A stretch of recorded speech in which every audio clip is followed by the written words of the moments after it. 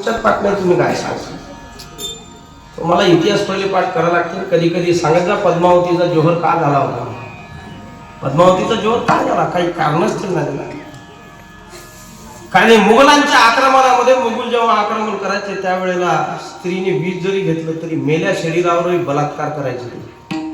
आणि हे हिंदूंच्या स्त्रियांना माहित होतं की मेल्यावरही हे माणसं या शरीराचे लक्तर तोडतील कुत्र्यासारखे. हे शरीर संपलं की कशाला हात लावते म्हणून आगीत उडी टाकायच्या.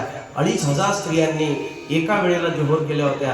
रजपुताच्या 2500 स्त्रियांनी आपल्या शरीराला मुघलांचा स्पर्श होऊ नये म्हणून आपल्या शरीराची प्राणाहुती केली होती. त्या देशात जन्माला आलेल्या बाया होता. पण माहित आहे घराला लाल ठिपके का लावतात? कुंकवाचे लाल ठिपके घराला का लावतात माहित आहे तुम्हाला? कारण हे सगळेच्या सगळे डुकराला अशुभ म्हणतात.